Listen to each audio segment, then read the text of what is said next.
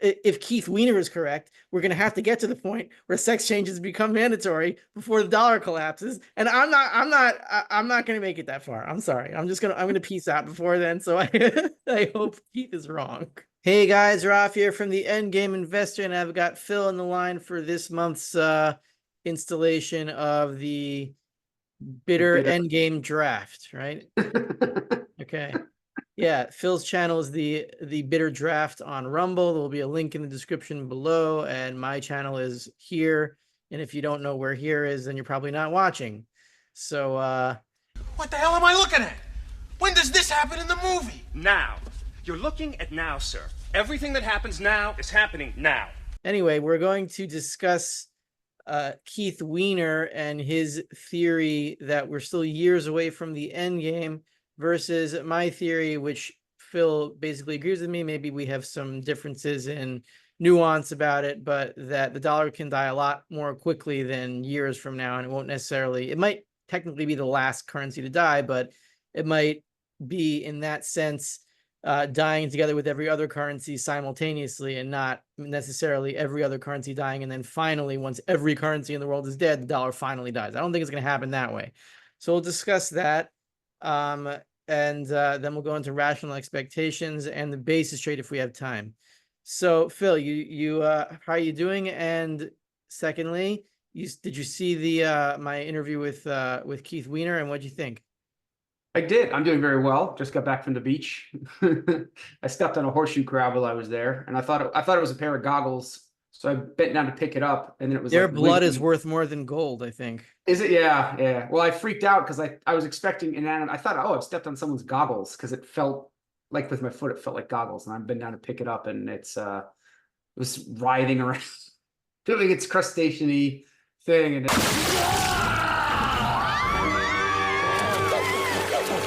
then I freaked out, and Do you know what they use? You know what they use horseshoe crab blood for? It's an anticoagulant or something, right? It's I think they do it to purify these medical concoctions, whether they're vaccines or not necessarily vaccines, but anything that needs to be completely sterile, so that they have no antibodies. These creatures. So if you put any horseshoe crab blood in some kind of mixture or solution, then any impurity will immediately crystallize out because the blood attacks it. And that's how the horseshoe crabs get rid of infection. I might have mangled that a little bit, but that's the basic idea. So every few years or every year they collect horseshoe crab blood, and it's like incredibly expensive. And then they put the horseshoe crabs back, and these creatures, unless you're a young universe theorist or something and you think the universe is 6,000 years old, then there's evidence that these creatures are like hundreds of millions of years old, very, very old. Yeah, they're like trilobites. They're modern trilobites. But they, all I know is their blood is blue, and they are valuable, like you said. But I dropped the gold nugget. I got freaked out when the gold nugget started wiggling in my hands, and I dropped it, and it scuttled away. If you can farm horseshoe crabs and get their blood, like that might be better than stacking if you can do it. That's my in-game plan. Okay. Horseshoe crab farming. All right, Keith Weiner. We're getting off topic here. Sorry. So I want to say I really like Keith Weiner, and I admire him, because I'm gonna attack one part of his analysis, but I think he's a brilliant man. And my favorite thing about Keith Weiner, I just want to say my favorite thing about him is that he doesn't give a crap about pissing anybody off. That is a noble noble traits to have. So he I think the way he described what he's doing with monetary metals, where he has the silver bond with the what was the name of the bank? It's like Hi-Ho Silver or something, or the mine with Bunker Hill. Bunker Hill. I knew it was something American. It had a very American name. I was like Hi-Ho Silver, Bunker Hill. Okay, so Bunker Hill mine, he's offering a silver bond on that, and I realized he is setting up a post-in-game bank. Like assuming his stashes are not stolen by either the state or bad actors, he will have like one of 4 extant banks in the world that survived the crisis. So his bank will be like the mammal that survives the meteor that killed all the dinosaurs. And so you really, don't think it's a bad idea to be involved in something like that. Like if you want to get on board with that, I don't recommend anything because that's illegal. But you know, just thinking in my own mind, I'm like, that's probably a pretty good idea to get involved in post collapse banking before the collapse and just be ready and just, oh well, I'm one of 4 banks in the world. So Right. So Phil, if you want to use my link in the description below, you can sign up for a Monetary Metals account. No pressure. actually, I will do. What's the passcode, Rafi? The passcode. Or the what's the coupon code, the link code? Is there do I get I think it's like monetary-metals /Rafi or something. I'll put it in the description. You can use it. okay. You can use it Oh, also. wow. There we go. Plug your So show. yeah, so the comments I get on that, and I understand them, is like, if you don't hold it, you don't own it. And okay, I get it. I know what that means. But if you hold it and then somebody comes in your house with a gun and shoots you, then you don't own it either. So Yes. there's risks with everything. There's risks in stacking. There's risks in putting it in with Keith Weiner. There's risk in vaulting it anywhere else. There's risks in a dirty man safe. Somebody comes into your backyard with a metal detector or whatever. There's just, you know, that's what we mean diversify. Yeah, no, I would just say diversification is the key. Have some, you know, nearby, have some far away. That's the best way to do it. And one of the good ways you can earn interest on it is by putting it in Keith Weiner. So if you trust him more than you trust, you know, other ways you could store it, and you want some interest on it, I think it's a very good vehicle. I think it could be for our weekly quotation of Celine Dion. I think we did one last week. You said, have some near, have some far, have some wherever you are. I believe that the monetary system will go on. Okay, I can't believe I keep doing that. Yeah, keep going. Well, okay. So Keith Weiner's the premise of his argument, as you said in the introduction, is that we're going to have 10 years of this, you know, maybe another 10 years, maybe longer, where other currencies die off and just people, it's dollar milkshake theory, basically. Other currencies die off and people demand the dollars, so we print the dollars and send them out, and they send us more stuff. And Americans become more bloated and you know, dissolute, and the other countries become even more impoverished as they're sending us stuff to get the dollars that they need to keep their banking system from collapsing. My counter hypothesis is that the problem I have with this is that Keith Weiner is assuming. Wait, hold on. Before you get into that, just remember where you are. He says that this is a game of consumption of capital, and this is what I wanted to talk to you about. Right. That you're a trained economist, and I'm just like an armchair guy who read a lot of books. Sure. So when he says consumption of capital, what does that actually mean? So what he's saying is that people are chasing the boom instead of doing what they should be doing and with the alternative use of their capital. So the way to think about this in the real world is the farmer is, instead of tending to his crops, instead of repairing his tractor, tending to his crops, he's in his house trading GME stocks, like right now, furiously trading GME stocks. Or Bitcoin, furiously trading, furiously engaging in these boom things. Because he's like, you know, I can get $50,000 for that corn out there, but I just made $500 million. You know, I just made whatever, a lot more just doing this, and now I can spend the rest of the day being idle because look at the numbers on my screen, they're so big. So that's the real world, you know, analogy of what he means when he's saying destruction of capital. But you can think of it as, you know, and also because everyone's doing that, like he said, the cost of getting the repair stuff for the tractors higher, you know, the alternatives to sitting here trading GME stocks is those prices go up because they have to compete with trading GME stocks. So the cost of the car mechanics, repair bills goes up. You know, everything it's just a function of the inflation. The price of everything is going up because they're competing with, you know, the speculators, the stock jobbers trying to buy GME and strike it rich on Bitcoin. He's saying that the entire world, as they demand dollars, like America sucks in all the capital of the world, and once we have like all the capital and we're busy destroying it, and the world has no capital at all, and we're back to like sticks and like fruit pickers So at most, then everything is Keith- destroyed. Yeah. What Keith is doing is he's taking it to the logical point, the final point. It's going to crash far before then. Now, if you assume, you would have to assume a perfect AI with all knowledge running the Fed, and just able to configure all the things that they have and able to make new, whatever their new institutions they need to make, just to be able to keep the little scheme going, to get to that endpoint. And I don't think an AI with like that could even be it's not possible, because you're talking about human nature.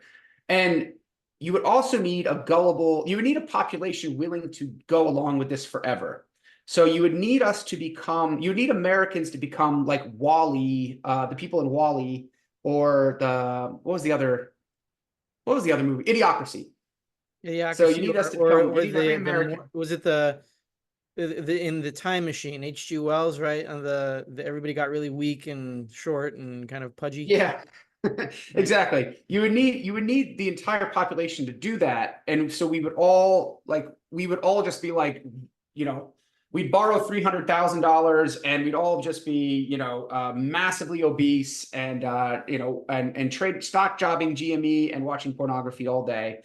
The Masturbation Network, keeping America baiting for 300 years. Go away, baiting. It does seem like we're headed in that direction.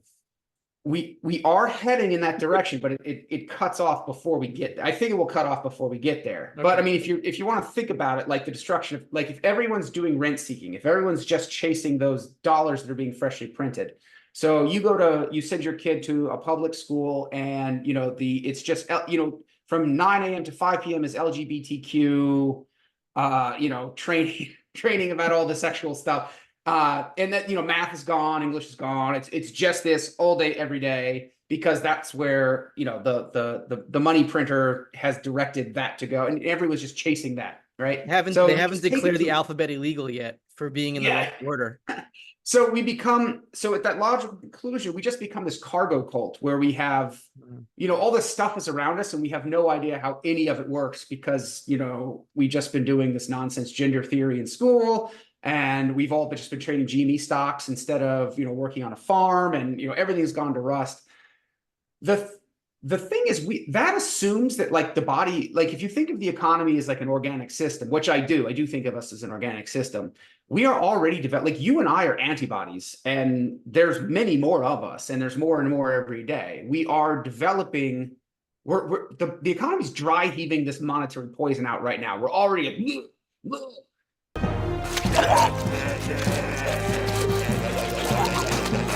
but the puke, like in what's that movie, Team America, when the puppet's like puking just endlessly. Right.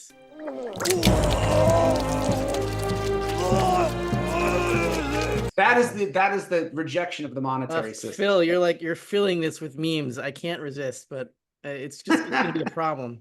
Okay. So, like, we are already, I'm going to get a little gross in a second. We are already the antibodies, and the antibodies are already acting to purge us. Like, we're already, like, people are already at the school board meetings, like, what exactly are you spending our money on teaching our children, right? Aren't they supposed to be learning math, right? So I think we're going to reject at some point before we get to, like, Wall-E, because what Keith is assuming is that, like, we're going to start dry heaving and, like, a little bit's going to come up and just going to swallow it back down, and then ingest a whole bunch more poison for another 10 years before we do the final purge. I think we're purging now. So now maybe we have a little bit more poison to ingest before we finish our purge, but I think we're on the final purge. I don't know. So I guess historical evidence would suggest we've never gone that far before. No society that's been in the hyperinflationary cycle before has ever gotten to the point where the entire society is just bloated, obese. Everyone's on a mobility scooter. No one can move. No one can think. So I don't think we're going to get to that point. Now, maybe we will, and I'm wrong and Keith is right, but I wouldn't stack my fortunes on that. Not to mention, if we do, I still don't think a silver bond is more, because what he was saying was silver, his company is designed to avert the crisis. I don't think you're going to be able to avert the crisis. What you are there for is to reestablish credit after the crisis. I don't think he's saying averted. I think he's saying, like, theoretically, if we had a world where nobody was doing what he was doing, and we just had stackers with like hordes of gold buried in their backyards, then it's going to be very difficult for us to purchase everything and maintain some kind of basic law and order where we would want to purchase anything, because if everything's really in chaos, it doesn't matter how cheap anything is, we're not going to do anything. Right. So his point was like, if you support someone like me, not Dafka him, like he's not like asking for handouts or anything, but if we have a banking system that lends denominated in gold and silver, then you can have actual business and blood flowing through the monetary system. And if you have a gold flow already started, then you can like go on to that and then start moving. Like if the engine is already sort of moving, you can he's got an alternative engine going. Yeah. I think he's right there. And again, I think for myself, I'm going to keenly look into this because I think it's a great chance to get on the ground floor of one of 4 banks in the world. I mean, it's going to be his bank, Battle Bank. Rick Rule's Battle Bank is also gold backed, and like Peter Schiff. That's about it. Was closed down by. This was closed. Okay, he might restart something. But anyway, so there's going to be 2 banks. So anyway. But you get my point. I think that would be a great opportunity to get in the ground floor. However, the analogy he used was the Roman withdrawal from Britain, right? And so in the 1970s and 80s, they were, the farmers were digging up these gold chests, and they said, "Oh, it must have been too scary to even dig the gold up." Scary for who, Rafi? Who left England in the 5th century? The Romans. Yeah, if you're walking around in a toga speaking Latin in the 5th century England, waving gold around, you're probably going to get robbed. But were the native Britons robbing each other? I mean, was 5th century England a bad place? Was it a great place to live? Probably not. But was 4th century Britain a great place to live by our standards? Probably not. So, I don't know. The Romans probably had to run away, and maybe they thought they were going to come back, and that's why they buried their gold. I don't know if the native Britons were behaving in the same way with each other, right? Okay. I mean, they had the Motte and Baileys, and they had, there were the various, wooden structure castles, and, I'm sure they raided each other. I'm sure it got very tribal, but they could still trade with each other. Like England did not collapse into cannibalism and, depopulate itself. Okay. So, I mean, it's different in America and basically the entire world now, because I'm not saying there are no Native Americans. I'm saying they're insignificant. It doesn't matter. The American society is not native to anything. It's right. It's a transplant. So, and there's no Americans to run away. Right. They're not going to run away to anywhere. So we're just going to have a fall in the monetary system, and hopefully we have a little bit of a spinning banking system in gold and silver loans. I think it's unrealistic to expect that Keith Weiner or somebody like him is going to be able to restart an entire banking system as this thing is falling, because they're going to come after him too at some point. Yeah, maybe. I mean, I don't mean to discourage anyone from opening an account, but maybe I should shut up. They might try. I said if they don't rob, if he's not robbed, then you're talking about getting really early on a bank. Like the bank. Now that presupposes not being robbed. So I would, again, I don't recommend anything, but I would think about diversifying a little bit here, a little bit there, a little bit in the bank. Yeah. So my question, or at least my thought, is I think he's overly pessimistic on the stackers. I think the stacks will. All the research I've done is that in the French, after the Assignats, the silvers exploded out. After Weimar, once they stopped robbing people on the street, the silver exploded out, and people started using the rented marks again. So I haven't seen any evidence that people store it and don't trade if they're given the opportunity to do so without being robbed. Right, and you're only going to find the gold hoards that were not used. Like any gold hoards that were taken out and used to buy things, you're not going to find them by definition. So you're kind of biased. Yeah. So yeah, but those are my only point. I mean, I'm not trying to dog the guy. I think his analysis is brilliant, and I think his solution is a great one. I think he's a little overly doom and gloom on a couple of those points. This is just good. You know, a financial panic doesn't have to be anything more than a financial panic. It's really what society's reaction to it that determines if it's just a financial panic or if it's, 10 years of wailing and gnashing of teeth and horrible wars and chaos. Yeah, I mean, I think it's going to take more than even if the end game takes like say 10 years from now, even if it does, which I don't think it will. But not all of the capital in the world is going to be rusting in 10 years. There's plenty here that will be functional. Yeah. It's just going to have to be repurposed and maybe broken down into smaller units or something. And the other point, he was saying that millions of people are going to starve to death. I don't see how, and he was talking, the reason he thinks that, I understand why he thinks that. So the reason he thinks that is because these giant agribusinesses run on enormous amounts of credit. So when that credit dries up, these huge farm conglomerates will not be able to run their giant business and get food out to the Walmarts. However, they could still sell, if I was, they could have a fire sale auction for their land. The local neighbors buy them up, and then they, show up with a truck and harvest all the corn and drive it to the local store. I mean, there's alternative ways to get the corn to the shop. So I don't see how, if inflation is theft, I don't see how we can grow more food with theft than we can without theft. It's not you can grow more food with theft than you can without theft. It's that if you have theft, then you can then farmers can, or whoever's funding the farmers can steal more stuff from other people to grow more food. But it's a zero-sum game, right? But you have more food but less other things. Yeah.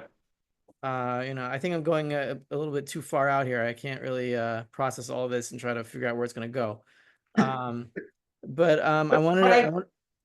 beauty is you don't have to figure it out. I mean, I think if we allow the market to clear, the market will clear. So the corn will get to market. We don't have to come up with that solution here. That's the beauty of the market. Somebody will come up with it. We just have to, our job, the way I see it anyway, is our job is to tell people, don't let the state start, collectivizing the farms, because that will be proposed. And if that happens, then we are looking at starvation. Yes, they start the biggest starvations in history were not because of a financial calamity that broke up capital and then we just didn't have the means to produce anything. It was Mao, right, saying the government's going to be in charge of food. Well, then there's going to be no food. Anything the government's in charge of, you don't have any of. The government's in charge of the army here. The army doesn't do shit when you're invaded. So we already know that. I'm sorry, it just keeps coming at me. And yesterday was a bad day. There was a bunch of bombs and fires, and now it's all barbecuey and smoky, and the power went out for a few minutes. First time the power went out for a few minutes from the bombs. And then, they're openly telling us, if there's an invasion on your own. Well, yeah, well, fuck you, IDF. What am I going to say? Sorry. Wow. They really said that? They said if there's invasion, you're on your own up in the north? Okay. Yeah. They're saying it to everyone. They're saying it to everyone so that what they're doing is they're kind of front loading the incompetence. So they say, oh yeah, what do you mean? Don't yell at us for being incompetent. We told you we would be. So what do you have to complain about? Front loading the incompetence. I like that. Yeah. Well, you know what? That's at least more honest than saying everything's fine until Hezbollah's on your doorstep. Yeah. Anyway. So wait, I just wanted to get this by you. So I wrote in the Endgame Investor today that the reason, I guess, just mechanically why I think Keith is wrong is because I think the pyramid, we talk about the inverted pyramid a lot. We just use that as a heuristic. We don't know exactly what it is. Maybe it's a pyramid, maybe it's something a little bit more complicated. We just use that because that's what we can understand. So I think maybe if you know what either a Klein bottle is or a hypercube, right? A Klein bottle is like a three-dimensional Mobius strip. I think I've used this before, where the bottle kind of goes in on itself and then flips in the third dimension. So we're sort of like a four-dimensional pyramid that spills into itself and then out again.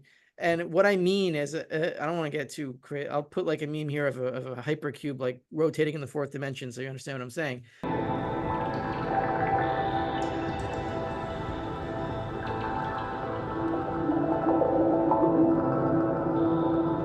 top. He's saying that everything is a discrete layer, and because the dollar is on the bottom, therefore it takes the most time to get to the bottom to fall over, and then you're left with gold and silver. But the dollar is the last. What I'm saying is that because the dollar is so spread out, and other countries have all these hordes of treasuries, you have somebody at the top of the pyramid, say Japan, that has like $1.1 trillion in treasuries. Basically, Japan on the top layer or wherever it is in the pyramid is reaching down into the base and saying, like, if my layer goes down, I'm pulling this layer up with me.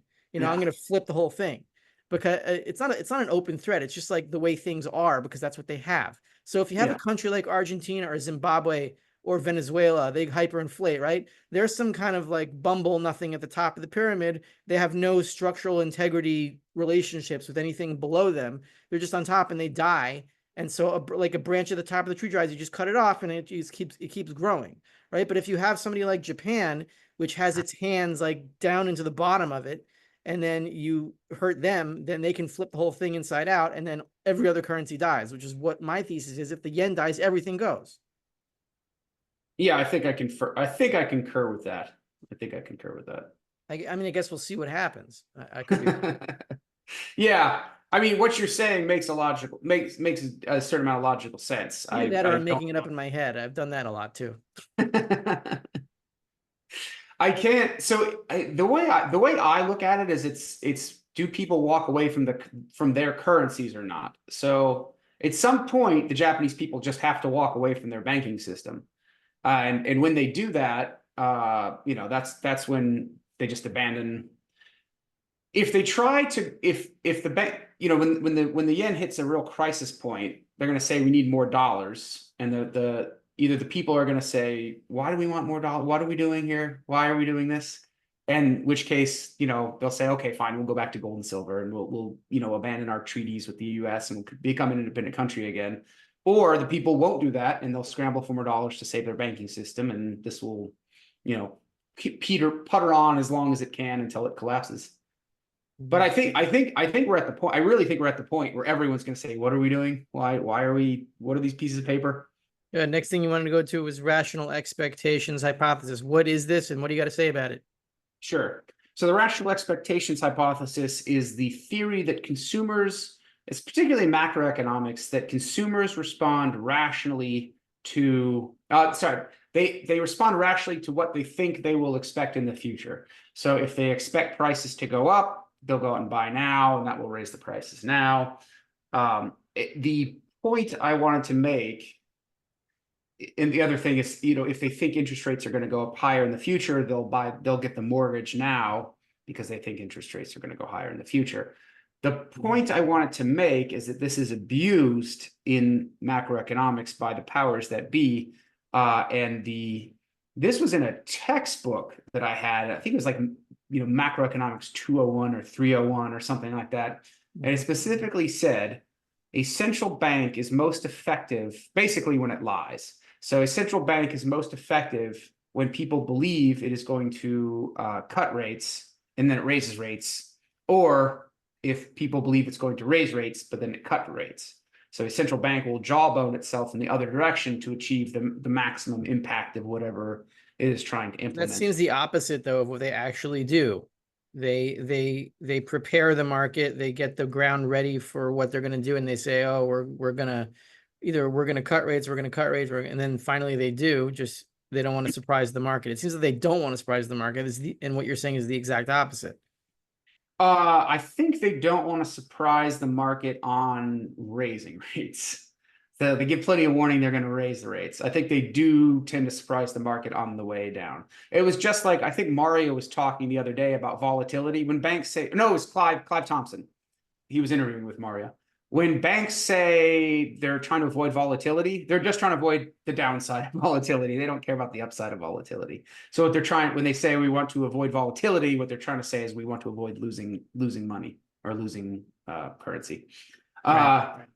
So like you said before, the central bank is the Federal Reserve in this final print is probably just going to do it in the dead of night. Something's going to break and then they're going to set interest rates to zero in the dead of night. They're not telling people, hey guys, we're kind of running out of reserves here. So you probably want to get ready for some nasty crashes and us going to zero. They're saying everything's fine. We can handle interest rates at 5% forever.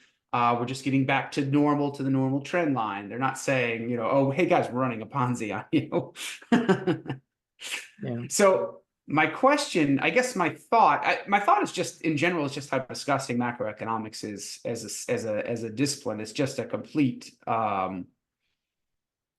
everything I mean, it's in the text. They don't say it's lying, but in the textbook, it specifically said the Federal Reserve should not jawbone the direction it's going to go, because that depletes its effectiveness, that reduces its effectiveness. Because if people are expecting lower interest rates, then they front run it, and then you don't get the effect you want. Yeah, so it's about how to lie efficiently, but that's just an aspect of it. You can call central banking and macroeconomics how to lie to try to squeeze production out of your people as much as possible and take as much as you can. But that's what a central bank is, and that's what it does. But why doesn't, I guess my question, if rational expectations, I don't think rational expectations are actually a thing. Because if they were a thing, then people would be able to see into the future. I mean, they would be able to say, okay, the Fed cannot do this forever. We need to go back to a gold and silver standard because this is a Ponzi scheme, right? People are not able to, when I talk to people, most people are normies and they don't get it. They don't care. So, I mean, maybe they do care on an emotional level, but they don't understand it and they don't want to get out of the system. So I guess my thinking is that rational expectations is a myth. Okay, so here's my response to that, right? And this is off the cuff. I haven't really thought about this, but from what you're saying rational expectations is a myth because people don't understand what's going on, and they're not even thinking about it, so you can't expect them to do anything that makes any sense, right? Right. Yeah. But here's, I mean, Hayek said his single greatest contribution to economics is to realize that the price system is a guide to putting people into an order, right? It's not like people are waking up in the morning and say, where should I go in the division of labor? Well, I'll look at the price signals and then I'll decide, because they're not thinking of price signals as a signal for them of where to go, but they are going to follow the price signals. Whether they understand that's what they're doing as joining a division of labor because they're following a price signal or not, doesn't matter. They're just going to follow the price signal. Right. So I guess the word rational it's not a good word for what's going on. Like if there's a rats in a maze and there's cheese, you can expect the rats to try to find the cheese. They're not rationally doing it. They're just doing it. The example I use is a dog. Like if I throw a ball to a dog, the dog isn't doing a calculus to calculate the trajectory of the ball right, and to arrive at the point where the ball is going to land. He's just chasing the ball. Right. So these people that don't understand, that have no idea what the monetary system is, don't know why gold and silver are even relevant to anything. Well, right. You know what? When the price of gold and silver keeps going up and up and up and up, and hyperinflation is becoming obvious to everyone, what they're going to do is buy gold and silver, not because they understand that it's money or that it's more liquid. They're going to do it because just for the reason that the dog chases the ball or the rats find the cheese, because that's what people do. Right. So then in that case, the rational expectation would work correctly, because they would see the price going up. They would see the price of everything going up. They would see that gold and silver are a safer way to store their wealth than anything else. And so they would, like for example, like an ecologist, right? Everything in the ecosystem of an ecosystem, let's say in a tropical forest, is very finely tuned and finely balanced. And then the ecologist comes from on top and studies it and says, oh, you know why it's balanced? Because this is the predator of that, and this dies off in the winter, and then this comes and grows in its place, and then everything works in a circle, right? But the ecosystem itself has no idea what's going on. And then the guy from on top says, oh, this is what's going on. So as an economist, we look at the interaction of humans where none of them know what's going on. They're just trying to make money and survive. And we come as economists and say, oh, well, look at this. This is what's going on here. It's a division of labor. Okay. Yeah. I guess my question really fundamentally is trying to get at, can humans inoculate themselves? Inoculation is probably a bad word with you, but can humans inoculate themselves against these kind of things in the future rationally? So is there something we can do as either you and I as individuals or as a society as a whole to make sure that we stay on a gold and silver standard. Oh boy, you know what my answer to this question is going to be.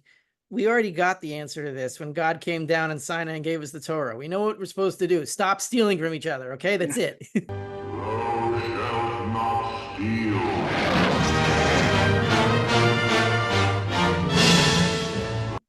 And there's no way to enforce that. There's no perfect way to do that. We keep making the same mistakes over and over, and then dying off, and then the survivors again go back to the system, and it's either they do it right or they do it wrong.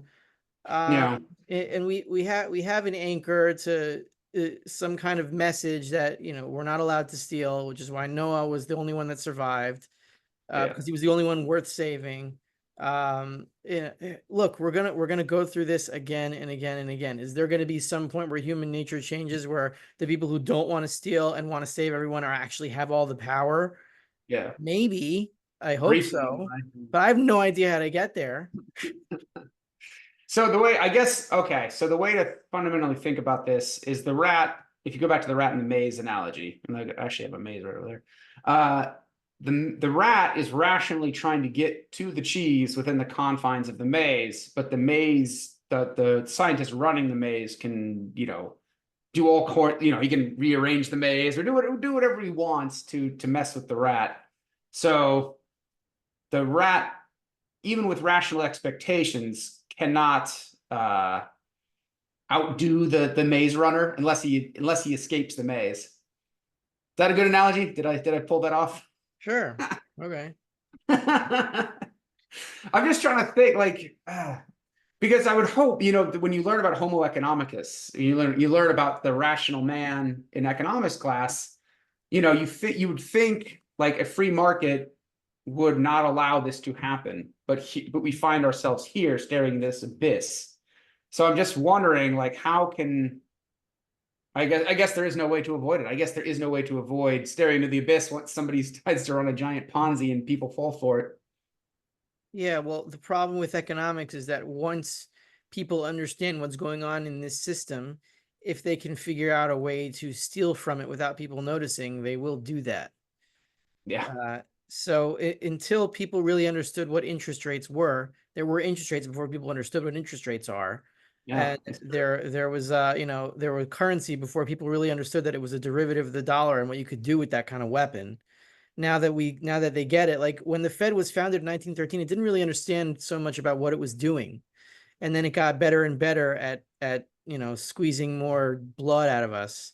And now it's really, really good at it, because anytime we get a real economic signal, it's gonna descend on it with a new tentacle. The way Keith put it was every time there's a new breakdown, the Fed springs a new tentacle, and we really do see that.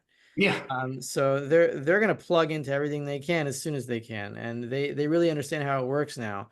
And then maybe, hopefully, once they've wrung out as much juice as possible from the system and bled us all dry, with the stackers who, just okay. So here's a way to look at it. Okay, you have the evil people that understand economics, the central bankers, and they're really trying to, whether they. The question isn't whether they know they're trying to be evil or whether they're just stuck in a system that happens to be evil and they don't really understand how evil they are. Maybe that's the case. But either way, we understand that they're doing something really bad, and we're the antibodies. So we're the ones fighting them. We're the ones stacking. Keith is the one trying to start this gold and silver bank, whatever it is. And we have our people. And now it's like us versus them, with the people in the middle have no idea what's going on, think that we're blabbing about nonsense, and they have no idea what the central bank's saying either. And they're caught in the middle of this. They're the rats in the maze, and we're trying to fight the scientist who's trying to mess with the rats. Yeah. So one of us is going to win. And then when one of us wins, hopefully we have a leader that can now reorganize things, not in a central planning way, but in a liberty way, and just maintain that liberty for as many people as possible, and really make theft illegal once and for all.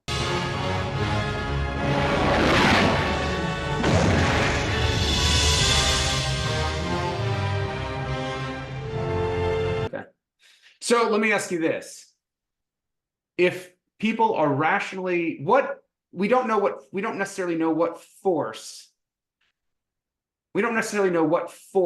is keeping this from clearing out. Except we're thinking something. It's the Fed, because what's causing an inverted yield curve It's that the Federal Reserve has its fingers on the short-term rates. They through the New York trading desk, they have an ability to control the interest rate, and that's why they peg it between 5.25 and 5.7 or whatever it is. And they have these traders that are constantly manipulating the short-term bond market to keep it within that rate.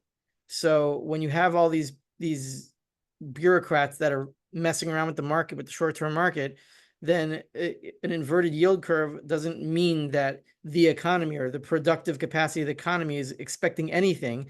They're just being stepped on and then responding to that being stepped on in some way to squeeze a profit out of it. Okay. And so when that unwinds, that's where one of the big crashes occurs, correct? Because everyone's caught in this deep basis trade. And I think they have to keep it going, right? You can't just do it once. You have to keep doing the basis trade over and over and over again. You have to get deeper and deeper and deeper into the basis trade. So you get further and further down the hole. Yeah. And then suddenly they just, they rip the cord and you're stuck with your pants down. Yeah. Why would you get involved in that if you know that's going to happen, unless it's just that you're going to be bailed out? It has to be that they know they're going to be bailed out, and they are always bailed out. Okay. That's it. Okay, that explains it. So it is rational after all. Yeah, well, like if you have the CEO of this huge firm that has access to trillions of dollars in the repo market, and they're like, well, you can make 34 cents every time you do this, and if you do it 1 billion times, you can make 34 billion cents like in a month. Why not do it? And it was like, well, I mean, you could lose your entire firm. Oh, whatever. They're just going to give me the money later anyway, and I have to make money now because I have these clients, and if I don't, make money for them, I'm going to go out of business, and then I'm not going to be in Wall Street anymore. And what am I going to do? I'm going to be, my marriage is down the drain. This is all I have in my life. So I'm just going to do this stupid thing. I see. Okay. So this is a desperate move for profits from zombie companies, from zombie banks. It's a very easy thing to do. And it's like, it's staring you like right in the face. It's like if a prostitute is like right in front of your face and, okay, you can resist, fine, but but some people just won't. Yeah, that's true. That's true. All right, final question. This ties it all in together. Why does man constantly try to play God? Because he's afraid of death.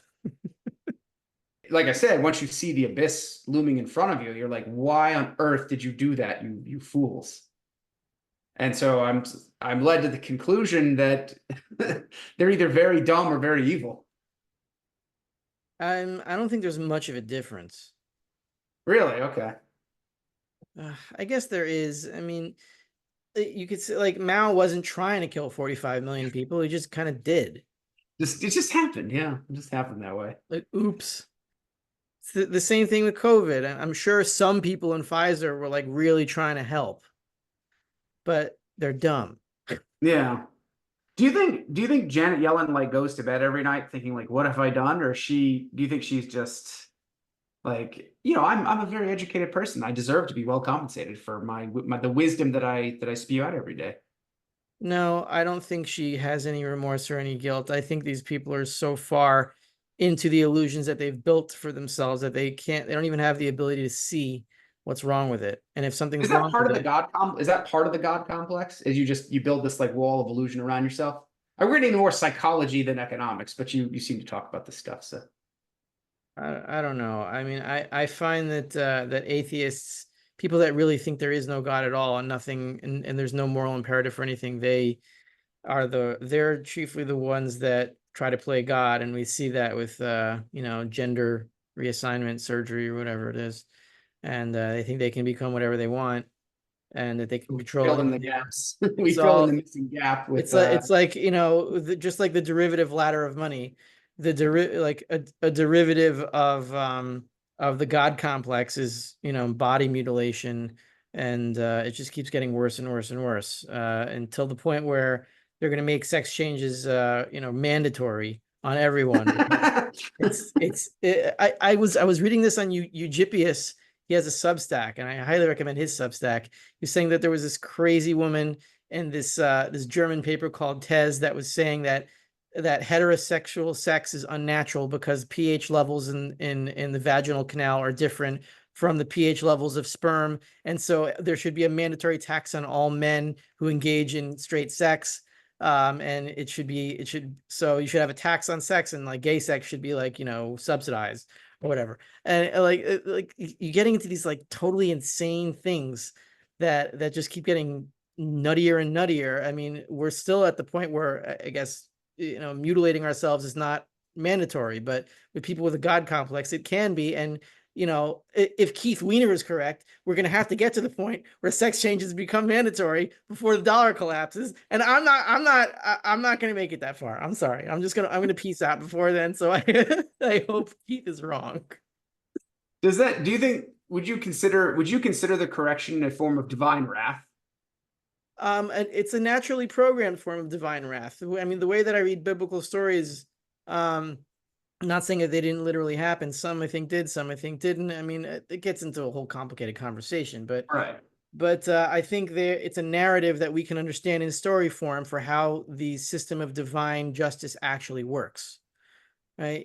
The flood was the flood happened because the system of divine reward and punishment wasn't completely functional until then. And then God decides later that, okay, whenever they really start screwing up, I'm gonna go in there, I'm gonna stop it before they get too far. I'm gonna try to keep them in, within a certain range, like the Fed tries to control interest rates, so that they can't destroy themselves too much. And then hopefully we'll hang on to this kernel that understands things, and then it'll blossom from there. So it's natural consequences. When you do certain things, certain other things happen naturally, and you can say God is behind them, either as a conscious force or as a way that he programmed reward and punishment to operate. Physics of the universe, I guess. Yeah, it's all like right. physics. Yeah. Okay. On that note, I guess I want to end a little more positive than divine wrath. We have any positive things to end on? Well, the system is gonna. We think the system's gonna blow up before Keith Weiner's apocalypse. So our apocalypse is a lot better than his. Yeah. So that's positive. Yeah, apocalypse now. It should be like a call to party. There you go. Okay. All right, take care, Rafi. I'll see you next month. Actually, I'll see you probably sooner when we interview another guest. But Okay, cool.